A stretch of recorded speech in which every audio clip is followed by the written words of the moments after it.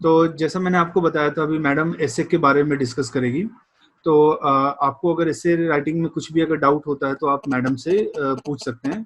और एक एसे जो मैंने आपको ग्रुप में सेंड किया था उसके रिलेटेड भी डाउट है तो आप मैडम से पूछ सकते हैं। तो मैडम आप रिज्यूम करिए। जी सर। Good evening everyone. आज का हमारा टॉपिक रहेगा एसए को हमें कैसे अप्रोच करना है यूपीएससी के लिए। तो आपको अगर ये वाली स्क्रीन दिख रही है तो आप उसको देखते रहिएगा। एक सेकेंड। हाँ, जब हम जो सिविल सर्विस एग्जामिनेशन का सिलेबस आता है उसमें एसए के लिए लिखा होता है, ये जो मैंने अभी स्क्रीन पे लगाया है। Candidates may be required to write essays on multiple topics. They will be expected to keep closely to the subject of the essay, to arrange their ideas in an orderly fashion and to write concisely. Credit will be given for effective and exact expression. तो इस बात को आप लोग multiple बार पढ़ लीजिएगा, क्योंकि हमको एसए और जीएस में जो हमारा डिफरेंस है वो यहीं पर आ जाता है। इसमें हमको एसए में सबसे पहली बात तो 100,000 वर्ड्स कैसे लिखना है, 1000 से 1200 वर्ड्स का। 1000 वर्ड्स में ऐसा ना हो कि आप ऐसे लिखते लिखते ऐसे के टॉपिक से भटक जाएं, इधर उधर लिखने लग जाएं, या फिर किसी एग्जाम्पल को एक्स्ट्रा एलेबोरेट करने लग जाएं, या फिर लेटेस्ट से आपका किसी टॉपिक पे बहुत बड़ा कमांड है तो आप उसके बारे में एक्सट्रीम डेप्थ में चले जाएं। इन सब चीजों से हमको बचना है ऐसे लिखने में। एक ऑर्डरली फैशन में लिखना है, ऐसे में एक प्रॉपर फ्लो होना चाहिए, और उसको कंसाइजली लिखना है। कंसाइजली का मतलब होता है कि आप कम शब्दों में ज्यादा बात कह सकें, ज्यादा अच्छे से एक्सप्रेस कर सकें। Effective and exact expression. Effective and exact expression का मतलब ये है कि एग्जैक्टली वही एक्सप्रेस होना चाहिए जो आप बताना चाह रहे हैं, और वो इफेक्टिव वे में होना चाहिए कि सामने वाले पढ़ने वाले को समझ में आ जाए कि मैं क्या कहना चाह रहा हूँ या मैं क्या कहना चाहती हूँ। अच्छा, एसे का इम्पोर्टेंस क्यों आता है कि हमने एक एसे का क्लास लिया है।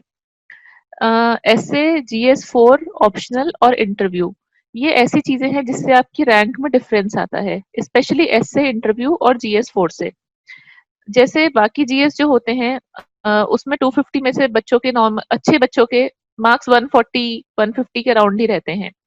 लेकिन एसए में मार्क्स इतने ज्यादा वेरी होते हैं कि हो सकता है किसी के 125 मार्क्स आए और किसी के 190 मार्क्स आ जाए, 170 मार्क्स आ जाए। तो इसलिए एसए को बहुत ज्यादा इंपॉर्टेंस देना चाहिए, और ये आपकी रैंक बढ़िया करने में, आपकी सर्विस बढ़िया करने में बहुत हेल्पफुल होता है। एसए की तैयारी करते करते ही हम इंटरव्यू की तैयारी भी साथ में ही करते हैं। SA creates a huge difference in marks, जैसे मैंने लिख दिया। और अगर आपकी अप्रोच राइट है और आप ठीक तरह से प्रैक्टिस कर रहे हो, अगर आप ठीक तरह से एसए को अप्रोच कर रहे हो, तो आपकी स्कोरिंग एसए में बहुत बढ़िया हो सकती है। ओके, एक सेकंड।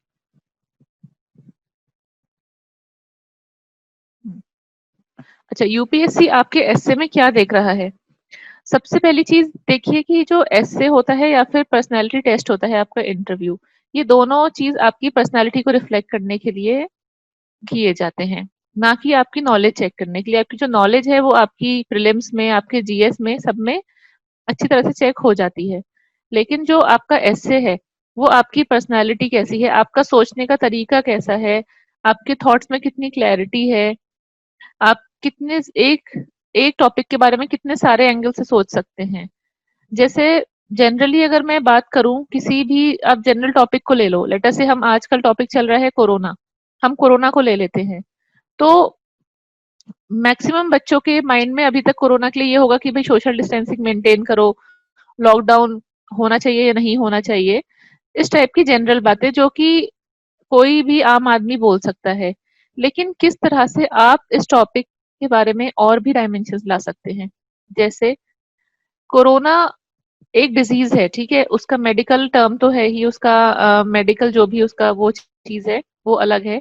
इसके अलावा वो हमारी इकोनॉमी को कैसे इफेक्ट कर सकता है, वो हमारे आम जो काम होते हैं, जैसे कि हमारा लेटेस्ट से मॉर्निंग वॉक करना, एक बहुत सिंपल एग्जांपल लेती हूँ। मॉर्निंग वॉक करना, ऑफिस जाना। आप लोग का एग्जाम भी शिफ्ट हो गया है इसकी वजह से, यूपीएससी का, तो कंपटीशन बढ़ गया है। आप 2 साल के बच्चे आने लग जाएंगे, प्लस बहुत सारे ऐसे अनएम्प्लॉयमेंट बढ़ जाएगा। ये सब चीजें जितनी तरह से आप सोच सके वो सब चीजें। फिर उसके बाद जैसे कि अगर आपकी फ्लाइट्स कैंसिलेशन का आपने देखा हो, फ्लाइट्स का, ट्रेन कैंसिलेशन का, होटल बुकिंग कैंसिलेशन का, तो कहीं पर भी कभी भी कोरोना जैसे चीज के बारे में मेंशन ही नहीं है, तो उसका कोई लीगैलिटी ही नहीं फॉर्म हुई है।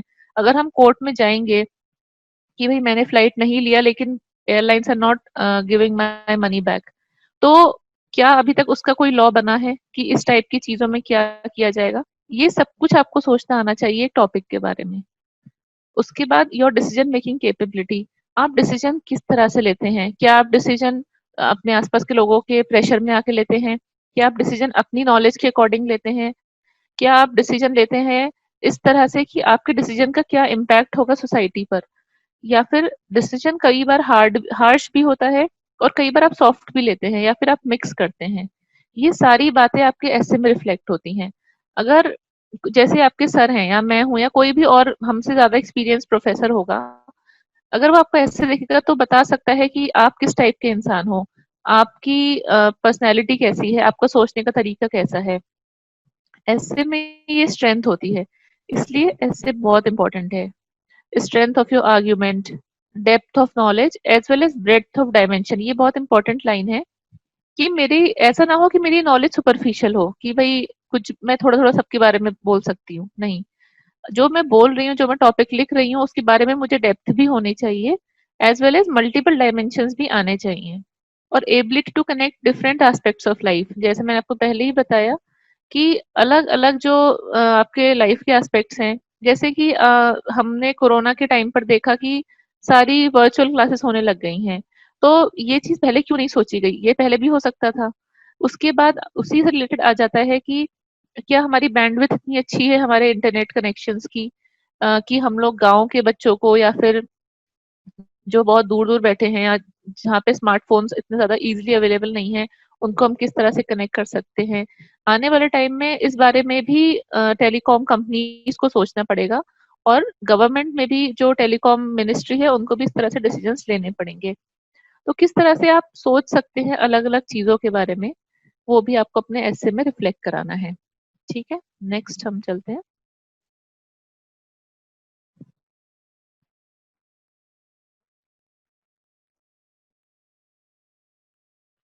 How to choose a topic.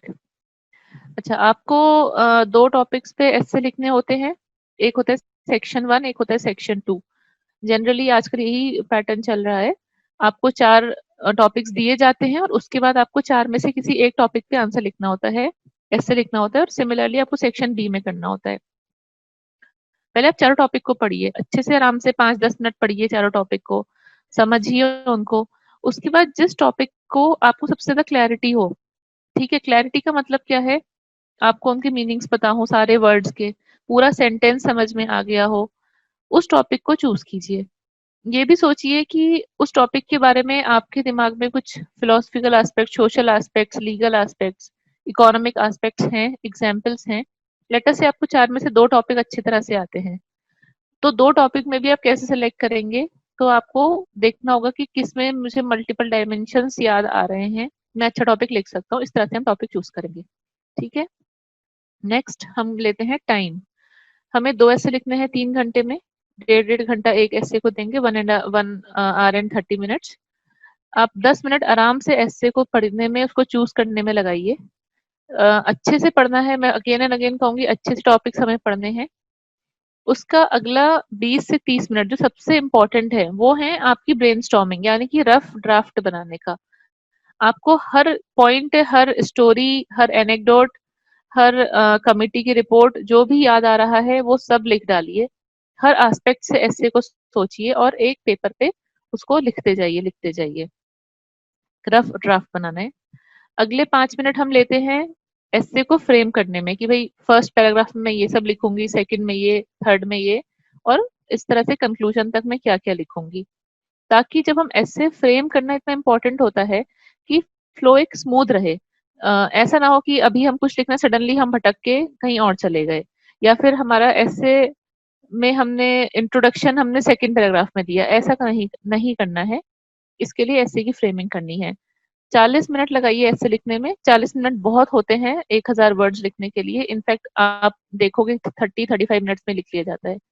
और लास्ट का 10 मिनट आप रखिए ऐसे को रिवाइज करने के लिए। 10 मिनट और 10 मिनट जब मिलाएंगे तो 20 मिनट बन जाएंगे।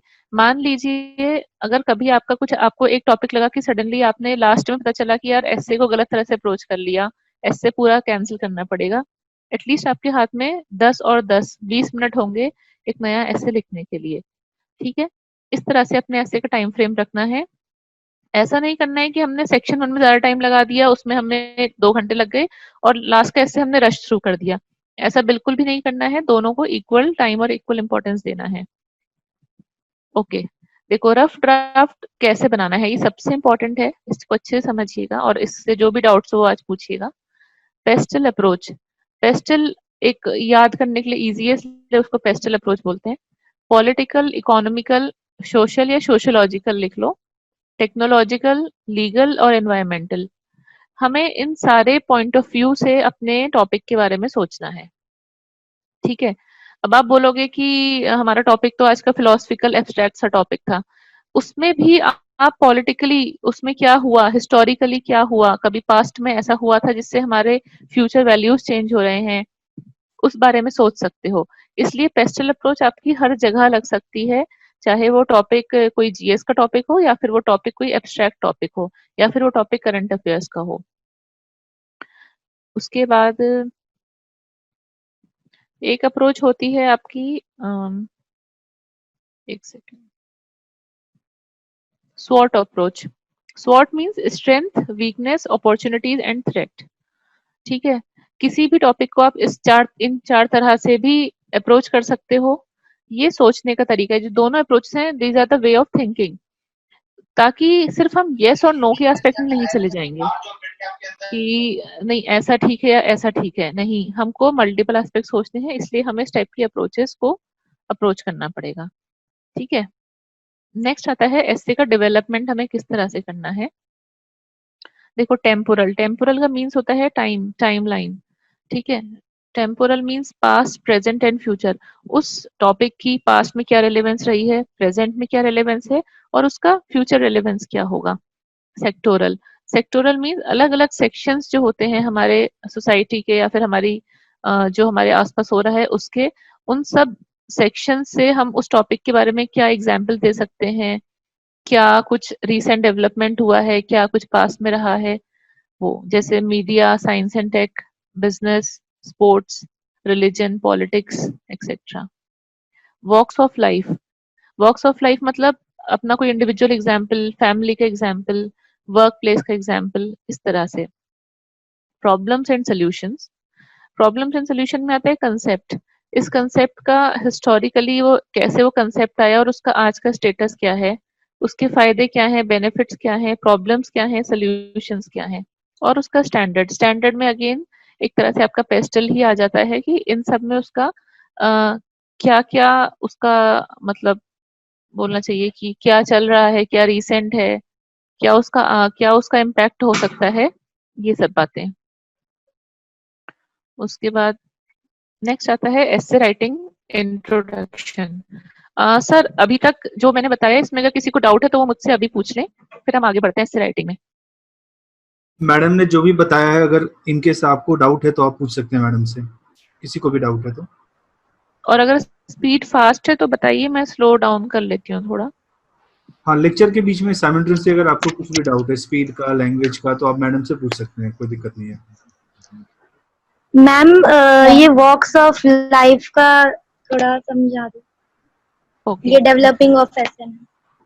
ओके ठीक है, देखो वॉक्स ऑफ लाइफ में आता है इंडिविजुअल, फैमिली, वर्क प्लेस। जैसे फॉर एग्जांपल हम यही टॉपिक लेते हैं, द पास्ट इज अ क्या था, the past is a permanent dimension of the human consciousness and value. Yes, of the human consciousness and values. ठीक है, इंडिविजुअल में आप एक इंडिविजुअल एग्जांपल ले सकते हो कि पास्ट में लेटेस्ट से यू कैन से आप जैसे गुजरात को बिलोंग करते हो, अहमदाबाद को बिलोंग करते हो, तो आप बोल सकते हो कि historically Ahmedabad has been a state of mercantilism. ठीक है, तो उसमें किस तरह से आज की वैल्यूज डेवलप हुई हैं, आज की वैल्यूज जैसे कि गुजरात में कंपैरेटिवली क्राइम रेट कम है, बिकॉज बिजनेस कम्युनिटी में जनरली क्राइम रेट कम होता है क्योंकि रिसोर्सेज इतने ज्यादा स्कार्स नहीं होते हैं। एन एग्जाम्पल, फैमिली एग्जाम्पल में आप कोई अपना पर्सनल फैमिली का एग्जाम्पल दे सकते हो कि बचपन से ही हमने घर में हमारे पेड़ था, हम पेड़ की पूजा करते थे या फिर जो भी है पेड़ के फल खाते थे। तो for me having tree and the importance of environment is very high. ठीक है। प्रोफेशनल वर्क प्लेस जैसे कि आप अपने, अगर मान लो आप कॉलेज जाते हो, आप कॉलेज स्टूडेंट हो, तो आप लिख सकते हो कि इंडिया में जो नॉलेज और जो यूनिवर्सिटी एजुकेशन था, जो गुरु शिष्य रिलेशनशिप था, वो हमेशा से इतना स्ट्रांग रहा है कि इंडिया ने कौटिल्य टाइप के और Nalanda university, Takshashila university type के जो हिस्टोरिकली सबसे ज्यादा इवॉल्व्ड टीचिंग प्लेसेस थे वो दिए हैं। या फिर प्रोफेशनल वर्क प्लेस में आप अगर आज की बात करो तो आप ये बोल सकते हो कि अ, कुछ ऐसे कंट्रीज हैं जहां पर एक second, excuse me.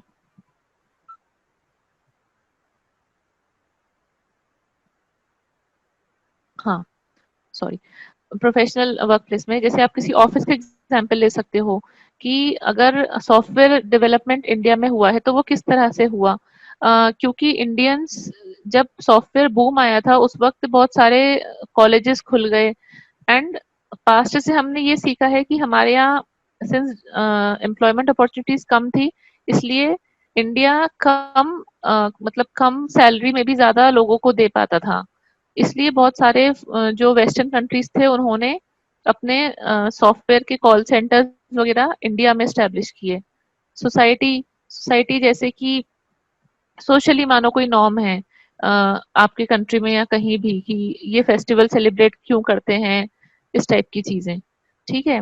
Community, national, global, इस तरह से आपको कोई एग्जाम्पल आप दे सकते हो। जैसे आप इस तरह से ऐसे को इंट्रोड्यूस कर सकते हो, ऐसे को कंक्लूड कर सकते हो, या बीच में एक एग्जाम्पल डाल सकते हो।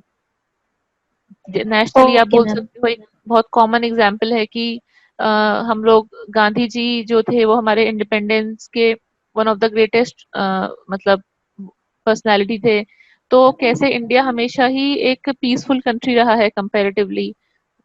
ठीक है, इस तरह से आप बोल सकते हो। Okay ma'am, thank you. Welcome. और बताइए जिनको डाउट्स हो अभी तक। Hello ma'am. हेलो। हाँ, मुझे ये पूछना था कि हम मीडिया और साइंस को अगर हमने अभी जो टॉपिक लिया है उसमें कैसे ऐड कर सकते हैं, मीडिया साइंस टैग?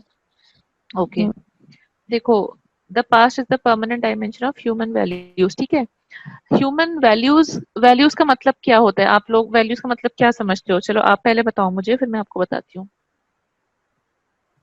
अगर कोई रॉन्ग राइट डिसीजन लेना हो तो हम अपने वैल्यू के हिसाब से ले सकते हैं, मतलब हमारे मोरल के ऊपर डिपेंड करता है। राइट। ठीक है।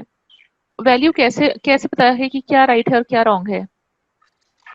वो हमारे एक्सपीरियंस से आता है। अब आपका तो एक्सपीरियंस बहुत कम होगा, आप तो कितने 17-18 ईयर्स के हो गए, है ना? सो यही बात है, देखो, past is the permanent dimension.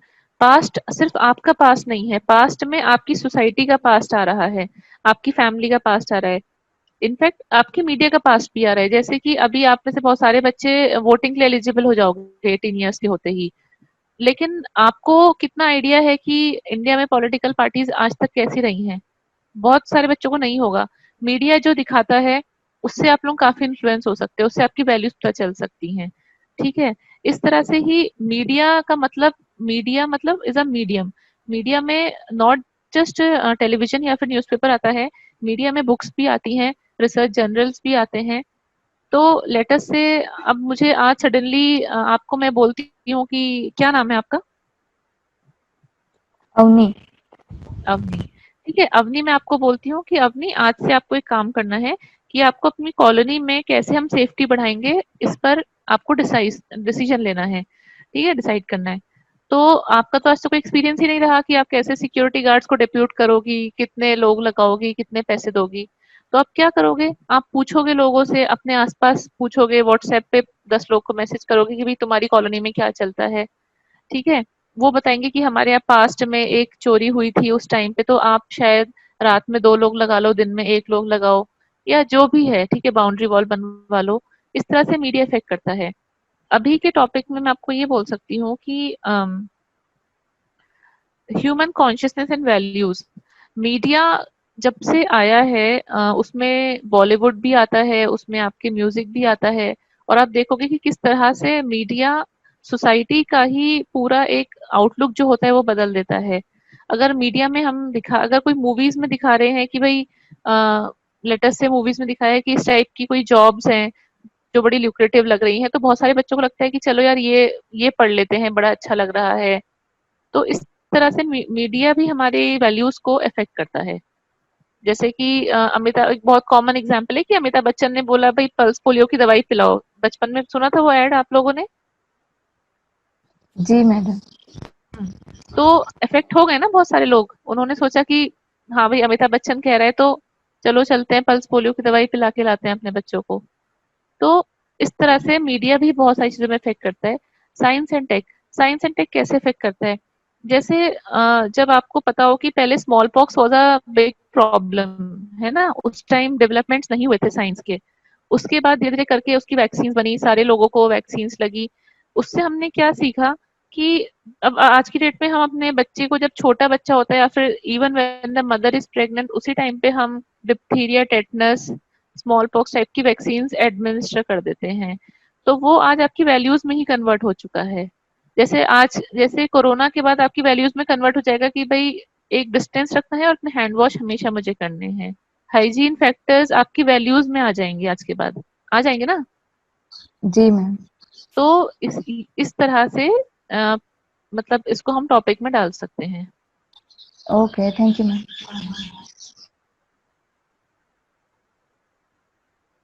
और किसी स्टूडेंट्स को कोई डाउट है अभी तक? ठीक है, हम आगे बढ़ते हैं। ऐसे का इंट्रोडक्शन, ऐसे को हम इंट्रोड्यूस कैसे करेंगे? ऐसे का इंट्रोडक्शन बहुत सारी तरह से हो सकता है। किसी स्टोरी को ले लीजिए, ठीक है, मतलब एक स्टोरी लेते हुए स्टार्ट करते हैं कि भाई उस आदमी का पास्ट ऐसा रहा, उससे आज की डेट में उसने ऐसा किया। लेटेस्ट से जो इमिग्रेंट्स होते हैं, अगर कोई इमिग्रेंट रहा है या फिर किसी ने अपने लेटेस्ट से आप में से कोई ऐसा है जो कहीं और से आया है, उसकी फैमिली या उसके पेरेंट्स या ग्रैंड पेरेंट्स किसी और स्टेट से आए हैं और वो आके आज की डेट में गुजरात में सेटल हो गए हैं, तो उनकी जो वैल्यूज होगी, उनकी जो कॉन्शियसनेस होगी, वो वहाँ के कल्चर से या उनके पास से डेफिनेटली इफेक्ट होगी। इस तरह से आप एग्जाम्पल दे सकते हैं।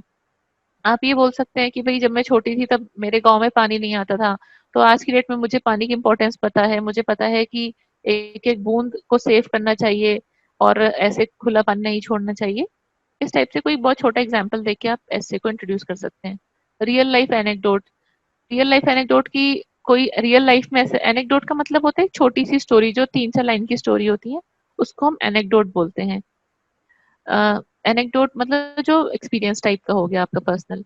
कोई रियल लाइफ में कुछ ऐसा इंसिडेंस हुआ, उससे आप ऐसे को इंट्रोड्यूस कर सकते हैं। कोई कोट से इंट्रोड्यूस कर सकते हैं। और एक तरीका और होता है, जब कुछ भी ना समझ में आए, कि आप सिंपल डेफिनेशन वर्ड्स की दे दो, ठीक है, कि भाई पास्ट का मीनिंग क्या होता है, डायमेंशन का मीनिंग क्या होता है, ह्यूमन कॉन्शियसनेस का मीनिंग क्या है और वैल्यूज का।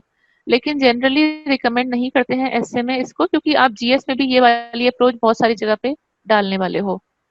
एक होती है सोक्रेटिक अप्रोच। जो सोक्रेटिस फिलोसोफर था, उसने ये बोला था कि आपकी नॉलेज बढ़ती है सवाल पूछ पूछ कर, आप जितना क्वेश्चन पूछोगे उस तरह से। सो ये भी तरीका है कि आप 4-5 सवाल पूछ लो, यही आपको इंट्रोडक्शन बन जाएगा। जैसे कि मैंने इसमें लिखा है, why learning history is important, how does one's culture impacts one's values, are values personal or societal, is past a door to the future, what can we learn, what can be learned from the past, is past merely a collection of incidental memories or consequences। इस तरह से बहुत, मतलब आप कुछ भी पूछ सकते हो, ठीक है। ये आपका इंट्रोडक्शन हो गया। एक आपने पढ़ने वाले के मन में सवाल पैदा कर दिए और आप अपने आगे के ऐसे में उन सवालों के जवाब दोगे। जैसे आपने पढ़ा होगा कई बार, आप कोई आर्टिकल पढ़ते हो तो उसमें इस टाइप की अप्रोच आती है कि वो क्वेश्चंस पूछते हैं बहुत सारे, जिससे आप के दिमाग में भी आप सोचने को मजबूर हो जाते हो कि हाँ, इसका जवाब क्या होना चाहिए, ये एक नया टाइप का सवाल है, ये एक नया डायमेंशन है सोचने का। और फिर आपका ऐसे आगे आगे करके उन क्वेश्चंस को ही आंसर करता जाता है, ठीक है। ये कुछ अप्रोचेस हैं जिससे आप ऐसे का इंट्रोडक्शन कर सकते हो। अपार्ट देन द नॉर्मल वाला मत ही करना, अच्छे मार्क्स लाने के लिए आपको कुछ अलग करना ही पड़ेगा, ठीक है। अच्छा, नेक्स्ट हम चलते हैं फ्लो ऑफ द एसे में। एसे का फ्लो जैसे मैंने आपको जो पीछे बताया था, वो टेम्पोरल और वॉक्स ऑफ लाइफ, ये सब चीजें वही आपके एसे का फ्लो है, सॉरी एसे की बॉडी है। अब उसका फ्लो कैसे आना है, ये मान के चलिए कि अगर एग्जामिनर आपका ऐसे एक बार में पूरा पढ़ रहा है तो आपको सर्टेनली ज्यादा नंबर मिलेंगे बाकी एवरेज बच्चों से। जिस तरह से आप कभी कभी कोई आर्टिकल या कोई स्टोरी पढ़ते हो और बिना रुके पढ़ते चले जाते हो, इतना इंटरेस्ट आता है, इतना अच्छा फ्लो रहता है, तो आपको सच में लगता है कि बहुत बढ़िया लिखा है यार, बीच में बोर नहीं हुए, बीच में उठे नहीं। ऐसे बहुत कम आर्टिकल्स होते हैं लेकिन जो होते हैं वो बहुत बढ़िया लगते हैं। आपको अपना ऐसे उसी स्टैंडर्ड का रखना है। सेकेंडली, एससे जीएस से अलग है, तो सिर्फ फैक्चुअल या डेटा हैवी नहीं बना देना है उसको कि बहुत सारे फैक्ट्स डाल दिए, स्टैटिस्टिक्स डाल दिए। जैसे कुछ बच्चे ऐसे होते हैं जो बहुत सारा डेटा वगैरह पढ़ते हैं और बहुत बढ़िया तरह से याद रखते हैं, जीएस में वो बढ़िया नंबर लाएंगे, लेकिन एसए में वो अच्छे नंबर लाएगा जो अच्छे से रिप्रेजेंट करना भी जानता है, जो सारे एस्पेक्ट्स जानता है, उन फैक्ट्स को किस तरह से हमें सोसाइटी में डालना है या फिर किस तरह से वो फैक्ट्स आपकी पर्सनैलिटी का पार्ट बन गए हैं, उस चीज को अपने ऐसे में रिफ्लेक्ट कर सकता है। रीडिंग ऐसे should be smooth and yet must have multiple dimension. अच्छा, इतने डायमेंशन भी मत डाल देना कि मतलब ऐसे का कुछ फ्लो ही गड़बड़ा जाए, कि एब्रप्ट से लगने लग जाए ऐसे, और लगे कि यार ये अभी ये बोला उस अगली लाइन में कुछ और बोल दिया। इतना डायमेंशन भी नहीं डाल देना है, डायमेंशन डालने हैं लेकिन फ्लो बहुत स्मूथ होना चाहिए। अच्छा, नेक्स्ट चीज क्या है, जस्ट एक एडिशनल टिप है कि अगर जैसे मान लो ऐसे है इंडियन टूरिज्म के बारे में, तो आप इंडिया का मैप बना सकते हो ऐसे के बीच में कहीं पे छोटा सा, और आप उसमें दिखा सकते हो कि रिलीजियस या फिर हिस्टोरिकल टूरिज्म कहाँ कहाँ हो सकता है। ये ये कभी कभी मिलता है ऐसा चांस, कुछ कुछ एसेज में ही मिलता है। इन्हें विजुअल रिलीफ बोलते हैं। विजुअल रिलीफ मीन्स पढ़ते पढ़ते आंखें थक गई तो बीच में मैप आ गया, कोई डायग्राम आ गया, फ्लो चार्ट आ गया। इन विजुअल रिलीफ को अपने जीएस के आंसर्स में बहुत ज्यादा यूज करना, आंसर बहुत बढ़िया होगा और स्कोरिंग बहुत अच्छी हो जाएगी। ऐसे में फ्लो चार्ट वगैरह नहीं डाले जाते हैं। ओके, अच्छा, smooth transition from one para two next. हम एक पैरा हमने लिखा, उसके बाद हम अगले पैरा में कैसे जाएंगे, ये एक बहुत बड़ा प्रॉब्लम बहुत सारे बच्चे फेस करते हैं। या तो आप ऐसा करो कि पहले पैरा के एंड में कोई एक लिंक सेंटेंस डाल दो। जैसे मान लो हम ऐसे लिख रहे हैं, अभी तक हमने ऐसे का हिस्टोरिकल पार्ट लिखा है, फिर हम लिखेंगे लास्ट लाइन में हमने लिख दिया कि दिस लेटर से यही कि past is the present dimension. तो हिस्टोरिकली आपने फर्स्ट पैराग्राफ लिखा या सेकंड पैराग्राफ लिखा, आपको नेक्स्ट पैराग्राफ लिखना है लेटर से पॉलिटिकली। तो आप लिखोगे कि लास्ट लाइन में कि लेटर्स, लेटर्स मत लिखना, सॉरी, ये इस टाइप से लिख सकते हो कि the the dimension of politics has also not been untouched by the past। ठीक है, ये आपकी लास्ट लाइन हो गई और आप अगले पैराग्राफ में जंप कर गए। या फिर आप ये लिख सकते हो कि the human values are also impacted by the political past of the country। तो एक आइडिया मिल जाएगा एग्जामिनर को कि अब ये अगले पैराग्राफ में भाई इसके पॉलिटिकल एस्पेक्ट के बारे में बात करने वाला है। ठीक है, तो एक लिंक सेंटेंस आप डाल सकते हो। सेकंड तरीका है क्वेश्चन डालने का, कि आपने क्वेश्चन पूछ लिया कि बट जैसे आपने कुछ इंट्रोडक्शन लिखा, फिर आपने लिख दिया कि but is saying that it is a permanent dimension correct. इसका मतलब है नेक्स्ट पैराग्राफ में आप परमानेंट जो वर्ड यूज किया गया है उस वर्ड के बारे में बात करने वाले हो। ठीक है, या फिर आप लिख सकते हो but does the past of society also reflect into human values. इसका मतलब सोसाइटी के बारे में बात करने वाले हो एक क्वेश्चन पूछ के। थर्ड है signalling the shift from the start of the next paragraph.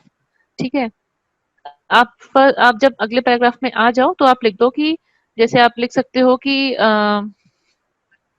Globally also values have been affecting now that we are into the age of globalization। इस टाइप से कुछ कर सकते हो। ठीक है, या फिर you can simply add a word or two at the beginning of a para that signals again words, मतलब जैसे आपने हिस्टोरिकली लिख दो, हिस्टोरिकली कॉमा, इस तरह से, पॉलिटिकली कॉमा, ठीक है, इकोनॉमिकली कॉमा, इसका मतलब अब आप अगले पैराग्राफ में इस बारे में बात करने वाले हो। सब्सटैंशिएटिंग योर आर्ग्यूमेंट्स, अच्छा आप अपने ऐसे में कुछ आर्ग्यूमेंट्स भी दोगे, जैसे आपका जो ऐसे है उस वो ऐसे का टॉपिक क्यों बना, उसमें जो वर्ड परमानेंट यूज किया गया है वो आपका कीवर्ड है, ठीक है। परमानेंट कहना बहुत एक्सट्रीम हो जाता है कि past is the permanent dimension, मतलब पास्ट हमें हमेशा इफेक्ट करता रहेगा, हमेशा इफेक्ट करता रहेगा हमारे वैल्यूज को। सो बात सारी यहाँ आती है कि क्या आप उसे परमानेंट कह रहे हो या नहीं कह रहे हो। आपको इसी बात के आर्ग्यूमेंट्स धीरे धीरे करके अपने ऐसे में लाने हैं।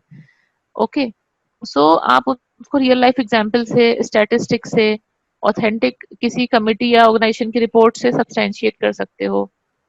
जनरली ये सब बातें इन ऐसे में भी आ सकती हैं। जैसे आप अगर एनजीटी की रिपोर्ट्स, एनजीटी किस तरह से फॉर्म हुआ, नेशनल ग्रीन ट्रिब्यूनल, ठीक है, तो उसकी जो पूरी कमिटी की रिपोर्ट्स हैं कि पहले कोई एनवायरनमेंट पे ध्यान नहीं देता था, वो बस एक ज्यादा से ज्यादा ये था कि पेड़ों की पूजा कर लो, या फिर बहुत सारे लोग समझते ही नहीं थे, लेकिन फिर चिपको आंदोलन आया लेटर से, ठीक है, साइलेंट वैली रेवोल्यूशंस आए, उसके बाद धीरे धीरे करके किस तरह से उस पर लीगली भी काम किया गया, ठीक है, इस तरह से कर करके आप कमेटी की रिपोर्ट्स भी डाल सकते हो कि एनजीटी फॉर्म कराया गया, फिर एनजीटी ने किस टाइप के डिसीजंस दिए about the green cover of our country, इस तरह से। या फिर आप क्या यूज कर सकते हो, statistics, examples, expert opinions and constitutional provisions. Constitutional provisions आप पढ़ते तो हो ही, पढ़ते हो तो उसे ऐसे में भी डालो, जो भी आप जीएस के लिए पढ़ते हो वो सब ऐसे में डालने की कोशिश करो, समझो कि कहाँ पे हम डाल सकते हैं। आप ऑप्शनल पढ़ोगे वो आपके ऐसे के लिए बहुत हेल्पफुल रहेगा, ठीक है। ओके, उसके बाद जब हम ऐसे कंक्लूड कैसे करते हैं, एक होता है प्री कंक्लूजन, एक होता है कंक्लूजन, ठीक है। कंक्लूजन तो एकदम लास्ट में होगा, और प्री कंक्लूजन मतलब जब हम कंक्लूजन की तरफ आ रहे हैं, हमारा कंक्लूजन हमेशा फ्यूचरिस्टिक और ऑप्टिमिस्टिक होना चाहिए। हाँ ठीक है, ओके। सो हम प्री कंक्लूजन एंड कंक्लूजन की बात कर रहे थे। कंक्लूजन हमारा हमेशा एक फ्यूचरिस्टिक नोट पे रहेगा, हम एक ऑप्टिमिस्टिक एग्जाम्पल मतलब वे दिखाएंगे कि भाई ऐसा, अगर पास्ट, जैसे इस टॉपिक पे हम ले लेते हैं कि past is the permanent dimension, तो वी कैन से कि but it need not be negative, there are good things from the past, और हमें अगर हमारी हिस्ट्री बैड भी है तब भी हमें उससे कुछ अच्छा सीख के अपने वैल्यूज में इनकलकेट करना चाहिए, ठीक है। आप अपने ऐसे को 3-4 सेंटेंस में समराइज कर सकते हो, उसके बाद अपना विजन लिख सकते हो फ्यूचर के लिए। मोदी जी के स्पीचेस से आप जो टर्म्स हैं, सबका साथ सबका विकास, बिल्डिंग अ न्यू इंडिया, इस टाइप की बातें, और जो कॉन्स्टिट्यूशनल आइडियल्स होते हैं, संस्कृत के श्लोक होते हैं, कोट्स होते हैं, ये बहुत अच्छे तरीके होते हैं ऐसे को कंक्लूड करने के लिए। इन्हें पढ़ के एक फील गुड फैक्टर आता है, तो आप इसको भी अपने ऐसे में कंक्लूड करने में लिख सकते हैं। अब now how to prepare for ऐसे, हम ऐसे की तैयारी कैसे करेंगे। सबसे पहली चीज, रीड अलॉट, बहुत सारी रीडिंग कीजिए। रीडिंग को इंटरेस्ट में कीजिए, मतलब ऐसा नहीं कि भाई मुझे 4 किताब पढ़नी है इस महीने तो मैं उसको जबरदस्ती पढूं चाहे समझ में कुछ ना आए, ठीक है। उसको हमें एक ही बुक पढ़िए एक महीने में, लेकिन उसको एंजॉय करके पढ़िए, उसको समझिए कि ऐसा लिखा है तो क्यों लिखा है, जो उसने उस बुक में अगर कोई भी ऑथर जो बोल रहा है तो वो उसके आर्ग्यूमेंट्स क्या है ऐसा बोलने के लिए।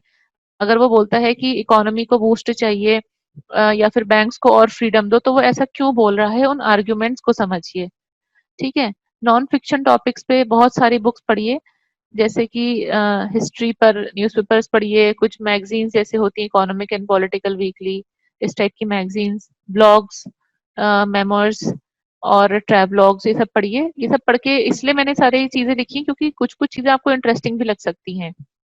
ट्रैवलॉग्स जैसे फॉर एग्जांपल समटाइम्स बहुत इंटरेस्टिंग लगते हैं। आजकल आप लोग कहीं बाहर नहीं घूम सकते हो तो ट्रैवलॉग्स ही पढ़ा करो, कि कोई अगर लेटेस्ट से जापान गया तो उसने कुछ लिखा उसके बारे में, तो आपको क्या होता है, ट्रैवलॉग से भी आप दूसरे चीज का कल्चर जानते हो और टूरिस्ट का परसेप्शन जानते हो, ठीक है। इसलिए पढ़ा कीजिए। वोकैबुलरी इम्प्रूव कीजिए, क्योंकि अगर आप एक ही जैसी कॉमन सी बात लिखोगे तो देखो सब कुछ रिलेटिव है, जैसे मैंने लास्ट टाइम भी कहा था, रिलेटिव है सब कुछ। अगर आपके 120 नंबर आ रहे हैं और आपके पड़ोस वाले के 122 नंबर आ रहे हैं, 2 नंबर का डिफरेंस है, तो हो सकता है उसको सिलेक्शन हो, आपका ना हो, या फिर उसकी रैंक आपसे बेटर हो जाएगी। तो हमें हर तरीका अपनाना है जिससे कि हमारे मार्क्स बढ़िया आते जाएं।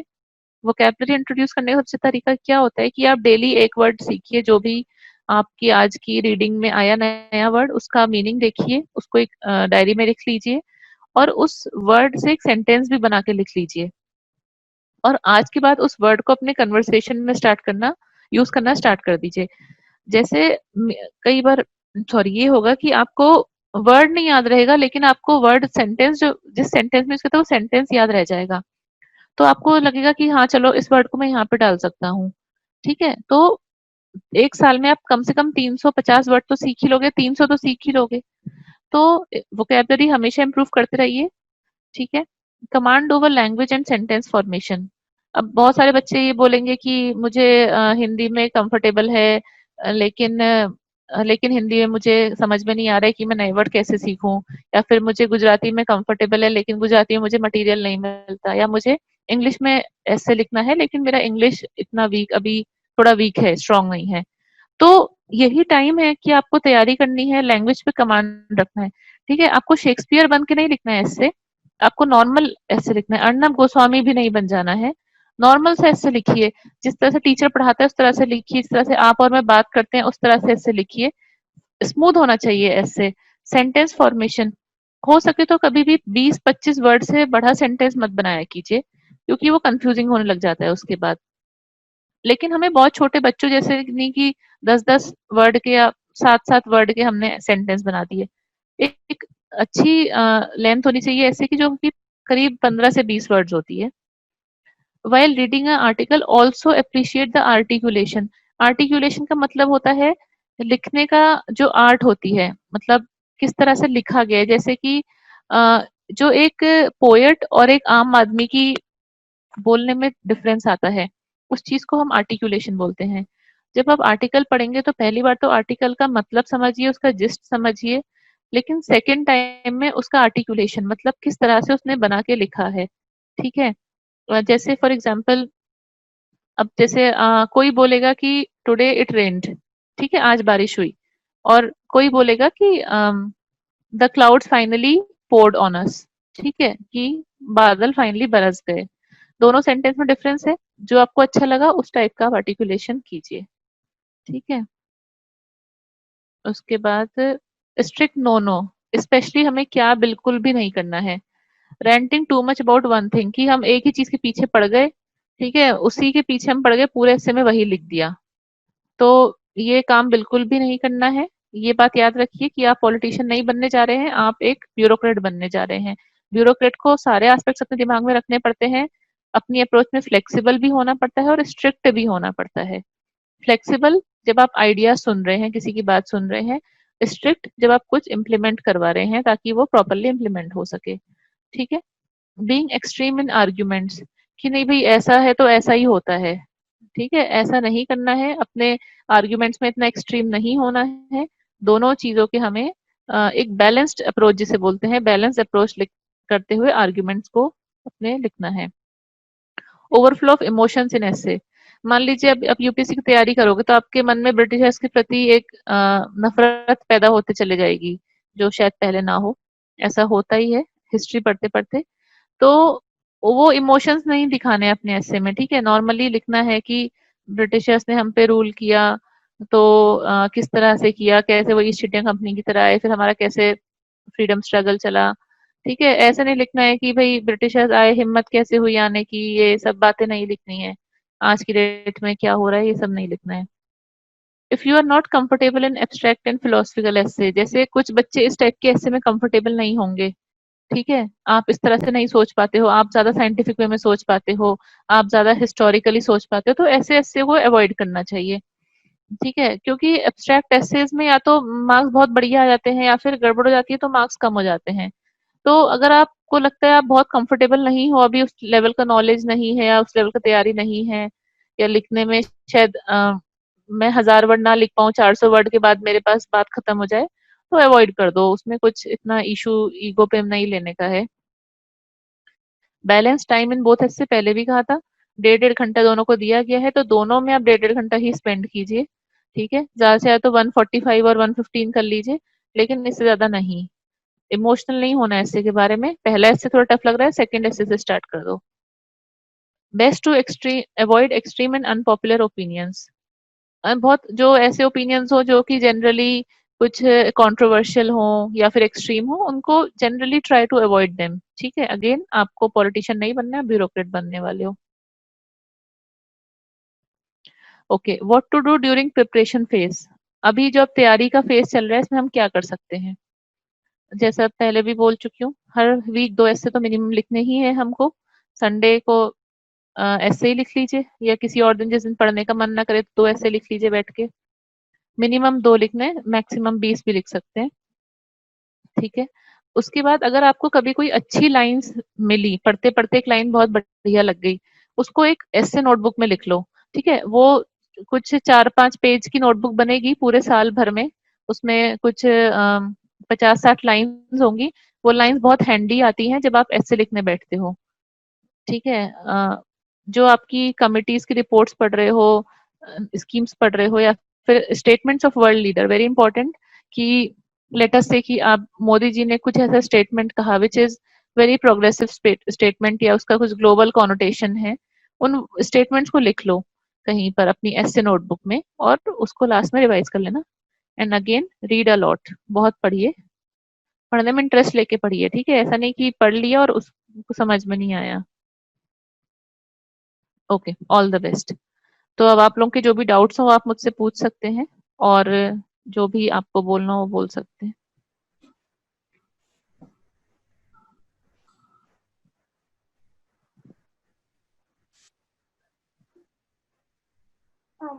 Hello ma'am.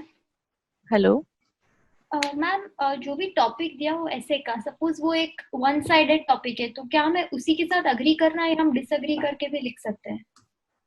हाँ देखो, ऐसे ना नॉर्मली ऐसे में ये भी नोट कीजिए कि आपके ऐसे के टॉपिक में फुल स्टॉप लगा है या कॉमा लगा, फुल स्टॉप लगा है या क्वेश्चन मार्क लगा है, ठीक है। अगर क्वेश्चन मार्क लगा है तो वो तो पूछ ही रहा है आपसे कि आप एग्री कर रहे हो नहीं कर रहे हो, ठीक है। अगर वो एक सिंपल टॉपिक है लेकिन वो एक्सट्रीम है, एक्सट्रीम मतलब जैसे उसमें ये वाले वर्ड्स हैं कि परमानेंट जैसा एक एक्सट्रीम वर्ड आ गया, ठीक है, तो आप उसमें अपना दूसरा डायमेंशन भी दे सकते हो। लेकिन आपको ये लाइन यही यूज करनी है कि no I do not agree with the topic, ये नहीं लिखना है, ठीक है। आपका ऐसे खुद रिफ्लेक्ट करना चाहिए कि no it is not a permanent dimension but yes it does affect human consciousness, इस तरह से। Okay ma'am, thank you. Okay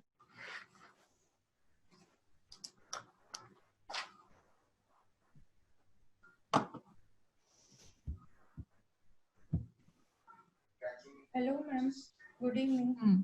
hello good evening. Ma'am, मैं ये पूछ रही थी कि जैसे मैम आपने पूरा स्ट्रक्चर बताया कि हमें पास्ट, प्रेजेंट एंड फ्यूचर तीनों पर्सपेक्टिव से सोचना है, तो मैम इस तरह के ऐसे में भी फ्यूचर, हाँ मैम यही वाला टेम्पोरल, इसमें भी मैम फ्यूचर पर्सपेक्टिव से सोचना है। देखो मैंने आपको ना बहुत ये, आप ये समझ लीजिए ये वाली स्लाइड है आपकी, ये वाली स्लाइड और ये वाली स्लाइड, ठीक है। ये वाली स्लाइड से आपके लिए पूरा मटेरियल है, आपको इसमें से जो जो अच्छा लगे वो छांट लो, जरूरी नहीं है कि सब कुछ हमें लिखना है, ठीक है। अगर वहां पे फ्यूचर नहीं याद आया तो कोई बात नहीं, टेंशन नहीं लेना, आगे बढ़ जाना, ठीक है जी। ओके मैम, मतलब जैसे ये इस टॉपिक, जो हाँ बोलो। ऐड कर सकते हैं इस टॉपिक के लिए, वही हम इसमें से पिक करें। यस, जैसे कि अगर एक मैं आपको टॉपिक देती हूँ कि हिस्ट्री की लेटर से मैं बोलती हूँ geography defines the history of a place, ठीक है। जी। तो इसमें हम तीन तरह से सोच सकते हैं कि ज्योग्राफी, हम किसी पास्ट का स्टेट ले लें, जो कि लेटर से इंडस वैली सिविलाइजेशन ले लें कि वो कैसे एक ज्योग्राफी मतलब एक नदी के किनारे बसना शुरू हो गई, ठीक है। प्रेजेंट में हमारे किस तरह से हमारी पॉलिटिक्स या फिर ये है इकोनॉमी है जो कि ज्योग्राफी उसको इफेक्ट कर रही है। और फ्यूचर में क्या हो सकता है, फ्यूचर में हम ये लिख सकते हैं कि हो सकता है कि सी लेवल बढ़ने से बहुत सारे सिटीज डूब जाएं, तो हमारी इकोनॉमी या फिर हमारी पॉलिटी किस तरह से इफेक्ट हो जाएगी, या फिर हमारी इतनी ज्यादा पॉल्यूशन बढ़ गया है, इतना कार्बन लेवल बढ़ गया है, ठीक है। तो आप फ्यूचर जी तब लिख सकते हो जब आपके ऐसे कोई टॉपिक्स आते हैं। जी ma'am. Hmm, ma'am and second thing ma'am, थोड़ा एसए से रिलेटेड नहीं है मैम, हाँ हाँ, जीएस के जो आंसर्स लिखते हैं उससे रिलेटेड है मैम, पूछूं? ओके, हाँ पूछो। मैम एक्चुअली अभी मैं आंसर राइटिंग करती हूँ, तो मेरी एक ये भी प्रॉब्लम हो रही है कि अभी वर्ड लिमिट ब्रीच होती है मैम, तो ओके, उसके लिए मैम क्या सॉल्यूशन है? देखो वर्ड लिमिट इसलिए ब्रीच हो रही है क्योंकि शायद आप सिर्फ 5 या 6 आंसर डेली लिख रहे हो, ऐसा हो रहा है। मैम उससे भी कम लिख रही हूँ। हाँ तो लिख रहे हो, ठीक है। जब जी आप पूरा, ये बहुत अच्छी बात है, अभी वर्ड लिमिट ब्रीच होने दो, ठीक है। Okay ma'am. इससे क्या होगा, एटलीस्ट तुम्हारे सारी जो टॉपिक के बारे में नॉलेज है वो सब कुछ आंसर में आ जाएगा। जब आप इसके 1-2 महीने बाद जब आप पूरा पेपर सॉल्व करोगी ना बैठ के, तो आपको रियलाइज होगा कि वर्ड लिमिट ब्रीच होने की वजह से आपका पेपर छूट रहा है लास्ट का, ठीक है। तो अपने ओके आप मैम। समझ में आ जाएगा कि भाई मुझे कैसे कम बातें लिखनी है ताकि पूरी बात भी आ जाए और वर्ड लिमिट भी मतलब और मेरा पेपर भी कंप्लीट हो जाए, ठीक है। जैसे जी अभी आपको स्टार्टिंग में वर्ड लिमिट ब्रीच होने दो, ये बहुत अच्छी बात है क्योंकि सब कुछ आप लिख रहे हो मतलब। अच्छा, वर्ड लिमिट कम करने का तरीका कैसा है, पॉइंट वाइज आंसर्स लिखो, फ्लो चार्ट्स यूज करो, ठीक है, मैप्स यूज करो। जी। अब आपने मान लो क्वेश्चन आया टेक्टोनिक प्लेट्स पर, आपने टेक्टोनिक प्लेट्स फटाफट बना दिया, ठीक है, वर्ल्ड का मैप बना दिया, तो जी मैम। सब कुछ उसमें दिख गया, तो आधी एग्जाम्पल तो सारे हट गए, वर्ड लिमिट अपने आप कम हो गई, ठीक है। जी फिर आपने टेक्टोनिक प्लेट्स का दिखा दिया कि कैसे प्लेट ऑफ सब मतलब वो zone of submergence and zone of divergence होता है, तो आपने एक डायग्राम बना दिया 1 सेकंड मतलब 5 सेकंड में या 10 सेकंड में, ठीक है। तो अपने आप वर्ड लिमिट कम हो गए। जो मैंने विजुअल रिलीफ आप लोगों को बताए थे, ये वाला ब्लू लाइन में जो लिखा हुआ है, ये यस। विजुअल रिलीफ यूज करना स्टार्ट करो अपने अपने क्वेश्चंस में। पेपर 2 के आंसर हैं, फ्लो चार्ट्स यूज करो उसमें, ठीक है। पेपर 3 ओके है, मैम। उसमें फ्लो चार्ट्स और पाई चार्ट्स यूज करो। इकोनॉमी आ गई, पाई चार्ट्स वो होते हैं आपके क्या बोलते हैं बार ग्राफ्स, उन सबको यूज कीजिए, ठीक है। जी मैम। और इसका टेंशन अभी मत लीजिए कि वर्ड लिमिट ब्रीच हो रही है, लेट इट बी, अपने आप बाद में ठीक हो जाएगा। Okay ma'am. Thank you ma'am. Welcome.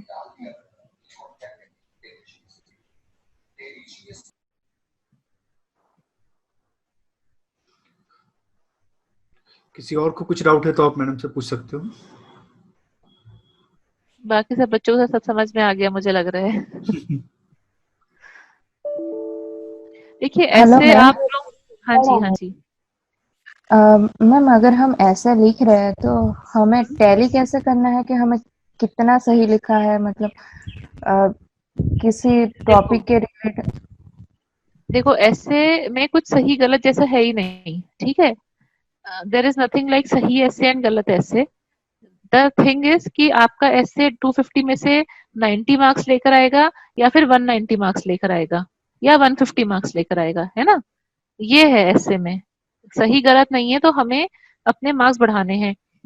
तो सबसे पहले तो अपने ऐसे किसी को दिखाइए, सर को दिखा लीजिए, मुझे किसी भी और भी स्कूल के प्रोफेसर को, और सारे अपने साथ के बच्चों को जो भी लोग तैयारी कर रहे हो, या फिर ठीक है। लेकिन एट द सेम, अच्छा ऐसे का हमारा लैंग्वेज कैसा होना चाहिए कि 7th या 8th क्लास के बच्चे को भी समझ में आए, ठीक है। Okay ma'am. हमारा लैंग्वेज ऐसा होना चाहिए, लेकिन उसका जो कंटेंट होना चाहिए वो दिखाएगा आपका आपका मेच्योरिटी और आपका इंटेलेक्ट कि भाई ये ग्रेजुएशन के ऊपर वाला कंटेंट लिखा है, लेकिन समझ में छोटे वाले बच्चे को भी आना चाहिए, ठीक है। अब अच्छा, अब ऐसे कैसे सुधारेंगे। आज हमने, अब मान लो आपके पास कोई टीचर भी नहीं है, फिर टीचर है, आपने टीचर को दिखा लिया, टीचर भी अपने पर्सपेक्टिव से बता पाएगा, ठीक है। आप अपने ऐसे को 2 हफ्ते बाद फिर से पढ़ो और खुद आपको समझ में आएगा, और आपने पिछले 2 हफ्ते में जो भी पढ़ाई की है, ये सोचो कि उन 2 हफ्ते की पढ़ाई को मैं इस ऐसे में डाल सकती हूँ, कुछ नया मुझे टॉपिक ध्यान आया, कुछ मुझे ऐसी चीज याद आई कि ये वाला मेरा जो था पॉइंट वो मिसिंग था, पॉइंट ऑफ व्यू मिसिंग था, या मुझे और अच्छे आर्ग्यूमेंट्स मिल गए। तो हमें अपने, अगर आप मान लो 2 ऐसे भी पर वीक लिख रहे हो, एक ऐसे भी पर वीक लिख रहे हो, तो आप पूरे ईयर में 50 ऐसे लिख लोगे, है ना। 50 ऐसे जी मैम। को अगर आप 50 ऐसे में ही रोज ऐड ऑन करोगे कुछ कुछ चीजें, तो 1 साल के बाद आपके पास कितनी बढ़िया खुद के ऐसे की एक नोटबुक होगी। समझ रहे हो इस चीज ओके। को? तो इस तरह से ओके। ही हमें ऐसे में इम्प्रूव करना होता है। और मैं जो आज का ऐसे था ना, द हम्म, पास्ट, तो मैंने वो सिर्फ जो हमारी पुराने कल्चर था उसके ही रिलेटेड लिखा। जो ओके। हमारे अभी वोटिंग डायमेंशन वो सब कुछ मैंने इंक्लूड ही नहीं किया। वो मुझे समझ में ही नहीं आया कि वो इंक्लूड करना चाहिए या नहीं करना चाहिए। मैंने वो कल्चर के रिलेटेड ही किया, तो उससे कैसे वो रीडिंग से ही आएगा ना, देखो तो उसके मैंने लिए इसीलिए फिर। आपको जो ये वाला दिया है ना, ये वाली स्लाइड का प्रिंट आउट लेके या हाथ से लिखकर उसको अपने रूम में चिपका लेना। कहाँ गया ये वाला? ठीक है, ये वाला स्लाइड जो है इसमें मुझे पता था कि मैक्सिमम बच्चे ये कल्चर और हिस्ट्री के बारे में ही ऐसे लिखने वाले हैं इस ऐसे को, या फिर वो फिलोसफी लिखेंगे। अच्छा, फिलोसफी के लाइक भी अभी आप लोग इतना डेवलप नहीं हुए कि आप बढ़िया फिलोसफी लिख डालो कि आप कार्ल मार्क्स ही बन जाओ। ठीक है, कार्ल मार्क्स बनना भी नहीं था वैसे। तो इसीलिए मैंने आपको बताया कि जैसे मैं आपको एक बहुत अच्छा मतलब एक बहुत मेरा बहुत फेवरेट एग्जाम्पल है वो देती हूँ कि जो राहुल द्रविड़ एक क्रिकेटर है, आप सब शायद नाम सुना होगा आप लोगों ने। ठीक है, राहुल द्रविड़ का एक रिकॉर्ड था कि वो मतलब पता नहीं बहुत सारे मैचेस में नहीं, हाँ बहुत सारे मैचेस में डक आउट हुआ था, मतलब 0 रन पे आउट हुआ था। ठीक है, तो ये उसका पास्ट हो गया। उसके बाद उसने अपने टेक्निक्स में कुछ चेंजेस किए and then again he has the record जो हाईएस्ट नंबर ऑफ नॉट मतलब हाईएस्ट नंबर ऑफ 1 रन के ऊपर रन बनाया उसने, मतलब डक नहीं हुआ है लगातार। ठीक है, and eventually in 2000 I think 1999 world cup में, 2003 वर्ल्ड कप में he was man of the tournament. So see it reflects उसका पास्ट में उसकी कुछ ट्रेनिंग रही होगी या फिर उसने अपने पास से कैसे सीखा। ठीक है, जिससे उसका रिकॉर्ड बना है कि वो मैक्सिमम नॉन डक क्रिकेटर रहा है ना सर? ऐसे कुछ रिकॉर्ड है ना राहुल द्रविड़ का जो मुझे याद है शायद। 1999 हाँ, वर्ल्ड कप में। 1999 वर्ल्ड कप में he was man of the tournament. और उनका आप ये एग्जाम्पल भी और दे सकते उनका हो। उनका एवरेज सबसे हाईएस्ट है। हाँ, तो देखो आप ये सब एग्जाम्पल लिख सकते हो इस ऐसे में। ठीक है, एंड आज तो उसका देखो नाम ही पड़ गया, mister dependable, mister wall, the wall. ठीक है, सो आप ये एग्जाम्पल्स भी दे सकते हो, ये भी ऐसे को इंटरेस्टिंग बनाते हैं। ऐसा नहीं है कि मुझे बड़े पढ़ाकू घिस्सू टाइप के एग्जाम्पल देने हैं। जीएस नहीं है ये, ओके ऐसे मैम। है। ठीक है, हाँ। जी मैम, थैंक यू तो मैम। आप जो आप बोल रहे हो अपने कल्चर लिखा है, बहुत अच्छी बात है, अपने कल्चर लिखा है। कल्चर में ही बहुत सारी चीजें लिखो। ठीक है, कल्चर में सिर्फ फेस्टिवल्स और टेम्पल्स को हटा के भी चीजें लिखो। ये भी लिखो कल्चर में कि भाई हमारे कंट्री में शुरू से पेड़ों की पूजा होती आई है। ठीक है, इसलिए मतलब importance of tree is so much, जो भी है मतलब लिख सकते हो ये सब बातें भी उसमें। ओके मैम, मैंने वो हमारे आर्किटेक्चर और फिर जो फार्मिंग में हमारे इवोल्यूशन हुआ वो सब कुछ लिखा। ठीक है, अच्छा अब चलो मैं आपसे पूछती हूँ क्वेश्चन। आपने लिखा फार्मिंग में इवोल्यूशन हुआ, आपने झूम कल्टीवेशन के बारे में डिस्कस किया? नहीं, मैंने वो बहुत डिटेल में नहीं लिखा। मुझे समझ में नहीं आया कि कितना लिखना है। मैंने वो टेक्निक में एग्जाम्पल नहीं डाले, लेकिन टेक्निक में वो, हमने काफी जो हम पहले बैल से खेती करते थे, आज हमारे पास ट्रैक्टर है और ये सब कुछ हुआ, तो इतना ज्यादा किया नहीं। समझ में नहीं आया कि ओके, कितना लिखना है देखो कितना नहीं। आपने फार्मिंग का एग्जाम्पल लिया, ठीक है, मैं आपको इसका एग्जाम्पल ही देती हूँ। आपने लिखा कि हम पहले बैल से खेती करते थे, आज हम ट्रैक्टर यूज करते हैं। ठीक है, आपको साथ में ये भी लिखना है कि आज की डेट में फार्मिंग के लिए हमारी गवर्नमेंट लोन्स देती है। जब हमारी प्रोड्यूस बन जाती है तो हमारे पास एग्रीकल्चरल मार्केट, एक एग्रीकल्चरल मार्केट कमिटी भी है ताकि वो प्रॉपरली हो। हमने एक एमएसपी बनाया है, मिनिमम सेलिंग प्राइस फार्मर्स के लिए, ताकि उनकी प्रोड्यूसेस वेस्ट ना जाएं। ठीक है, हमने कुछ क्रॉप्स को कैश क्रॉप्स बनाया है जिनके बेटर मनी मिलता है। इसके अलावा जैसे जो हमारे हिल एरियाज में कल्टीवेशन होता है, तो नॉर्मली नॉर्थ ईस्ट में झूम कल्टीवेशन एक होता है। झूम कल्टीवेशन का मतलब होता है कि कल्टीवेशन किया फिर वहां पे पूरा जला दिया, फिर नेक्स्ट नेक्स्ट उसके बाद किया। ठीक है, तो बहुत सारे डिस्ट्रिक्ट एडमिनिस्ट्रेशन ने इस पे काम किया है कि लोग झूम कल्टीवेशन से टेरेस फार्मिंग पे शिफ्ट हो जाएं। ये एग्जाम्पल भी आपको इसमें देना है, ठीक है। ये चीज भी आपके इसी को रिफ्लेक्ट करी कि हाँ, हमने कैसे पास से लर्न करके अपने फ्यूचर में वो किया है चेंजेस। Okay ma'am. ठीक है, तो आप अगर आप फार्मिंग ले रहे हो तो फार्मिंग ही लो, लेकिन उसके सब कुछ सोचो उसमें। फिर आप ज्योग्राफी की जो बुक पढ़ते हो फार्मिंग के बारे में, उस बुक को पढ़ के सोचो कि हमें कैसे रखना है। जैसे कि हमने हरियाणा और यूपी में बहुत सारा शुगर केन मिल्स हैं, और वहाँ बहुत सारा शुगर केन प्रोड्यूस होता है, जबकि वो एक्चुअली शुगर केन के लिए बेल्ट है नहीं, क्योंकि शुगर केन में बहुत ज्यादा पानी लगता है और वहां पे इतनी बारिश नहीं होती है। इसकी वजह से वहां पे जो ग्राउंड वाटर लेवल है that has gone very much down, ठीक है। लोग ट्यूबवेल से इरिगेशन करते हैं। आइडियली शुगर केन जो है वो तमिलनाडु या फिर महाराष्ट्र जैसे जगह के लिए बेस्ट है, क्योंकि बहुत ज्यादा साल में बारिश होती है, ठीक है। तो मैं एग्जांपल दे रही हूँ, एक व्हाइट रेवोल्यूशन, ग्रीन रेवोल्यूशन, ये सब बातें भी लिखो उसमें। जेनेटिकली मॉडिफाइड क्रॉप्स हमने यूज करना शुरू किया ग्रीन रेवोल्यूशन के टाइम पर, लेकिन आज की डेट में हम ऑर्गेनिक खाना ज्यादा महंगा बेच रहे हैं, ठीक है। तो ये एक क्वेश्चन हो सकता है, इसको क्वेश्चन की फॉर्म में लिखना कि ऐसा क्यों हो रहा है, क्या हमारे वैल्यूज में चेंजेस आ गए कि organic food has become costlier as compared to the genetically modified farm produce, है ना। Okay ma'am. Okay, hello ma'am. Thank you ma'am. Hello.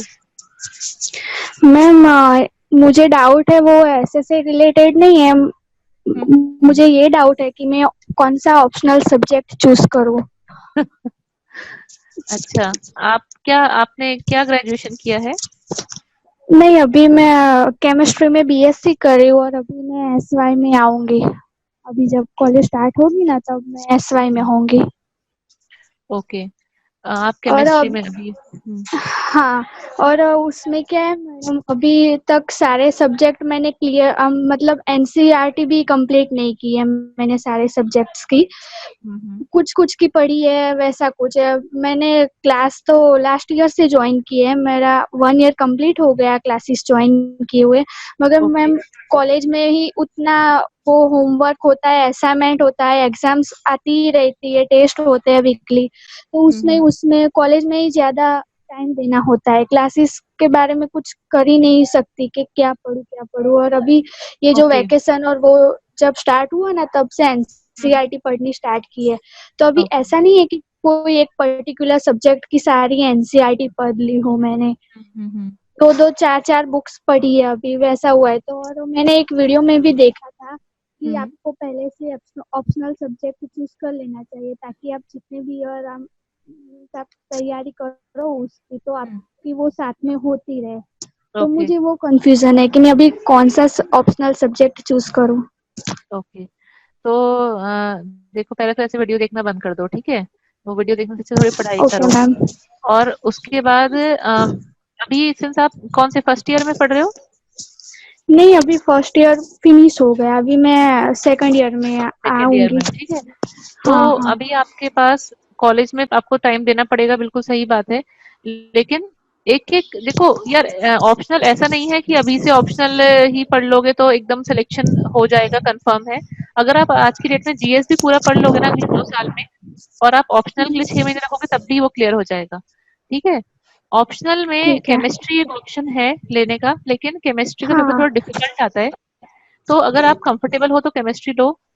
Chemistry अगर आप लेते हो तो भाई बिल्कुल कॉलेज में पूरी तरह से केमिस्ट्री में इस तरह से मतलब पढ़ो कि केमिस्ट्री के लास्ट ईयर के पेपर डाउनलोड कर लो, उनको देखो, अपने कॉलेज के प्रोफेसर को दिखाओ और पूछो कि क्या मेरी केमिस्ट्री की तैयारी इस तरह से हो सकती है during college time.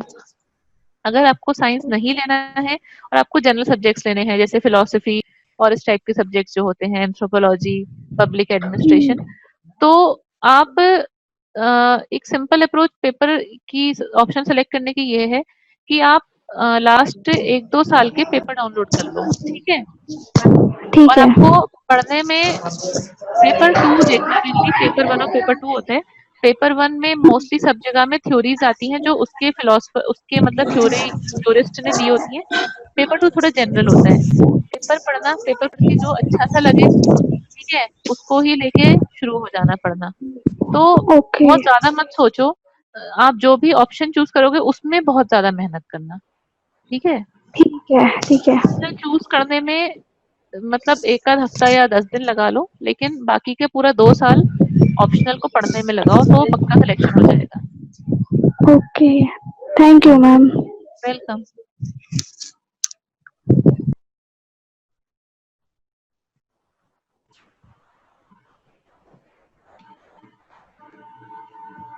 Yes Payal, आपको डाउट है?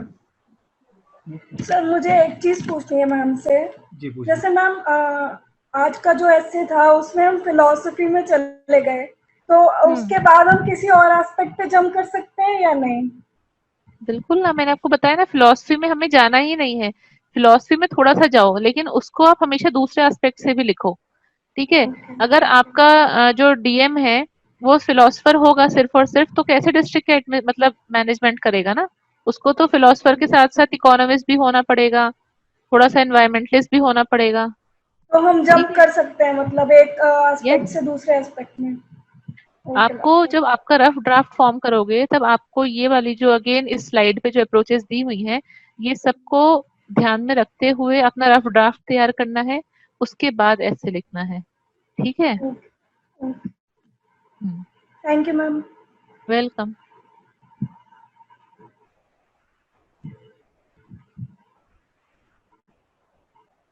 और किसी के डाउट्स हैं? हेलो मैम जी हेलो। मैम आपने जो केमिस्ट्री के ऑप्शनल के लिए जो बुक प्रीफर की थी उसकी वो लिस्ट दे सकते हैं आप? यार मेरा तो बहुत ही पहले का था, 2011 का। मैं चेक कर लूंगी अगर मुझे मिलता है तो, ठीक है। Okay ma'am but can't ensure, तो एक बार अपने कॉलेज प्रोफेसर से भी पूछना। ओके मैम पहले आप केमिस्ट्री का पेपर डाउनलोड जरूर कर लो, पहले पेपर पढ़ लो एक बार। 2-3 साल के पेपर पढ़ना, लास्ट 2-3 इयर्स के पेपर। हाँ मैम वो मैंने डाउनलोड किए 2019 और 18 के। हम्म उसमें मोस्ट ऑफ वो एनसीईआरटी से कवर हो जाता है, लेकिन 2-3 टॉपिक ऐसे हैं जो एनसीईआरटी में नहीं है। देखो जो आपके क्वेश्चंस हैं वो एनसीईआरटी में कवर हो सकते हैं, लेकिन जो उनके आंसर्स का स्टैंडर्ड होगा वो ग्रेजुएशन और पोस्ट ग्रेजुएशन के बीच का कहीं का स्टैंडर्ड होगा, ठीक है। आपको यस ऐसा मैम नहीं करना कि एनसीईआरटी के लेवल के क्वेश्चन लिख दिए, आंसर लिख दिए 12th क्लास के बच्चे के, ठीक है। तो आप ये देखो कि क्या आप उस लेवल का आंसर कर पाओगी, क्योंकि आप ये समझो जो आपके कॉम्पिटिटर्स हैं वो बच्चे हैं जो पीएचडी भी कर चुके हैं केमिस्ट्री में, यस ठीक मैम है। पीएचडी कर चुके हैं या फिर एमएससी कर चुके हैं, तो आपका कंपटीशन उनसे है, समझ रहे हो। सब कुछ देखो कंपैरेटिव है यूपीएससी में या किसी भी कॉम्पिटिटिव एग्जाम में। तो उस तरह से सोचो आंसर्स को, ठीक है। ओके मैम कुछ और डाउट किसी को है तो आप पूछ सकते हैं।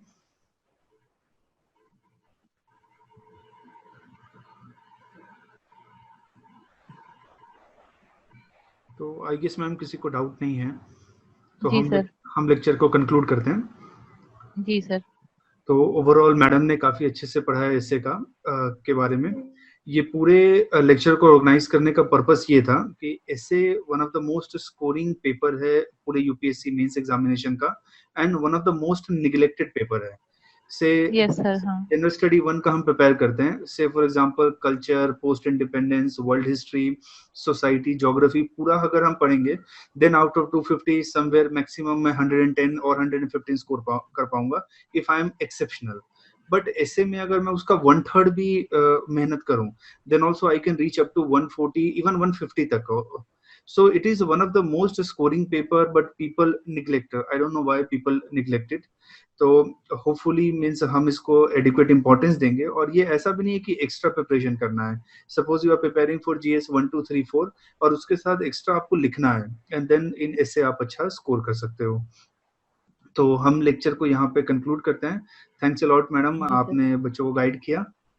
जी सर। सर ऐसे में 2-3 चीजें मैं और बताऊंगी जो मैंने अभी तक देखा बच्चों में, कि वो सोचते हैं कि ऐसे तो मैं लिख लूंगा, मतलब जीएस की तैयारी इतनी बढ़िया है कि ऐसे प्रैक्टिस नहीं करते हैं लिखना।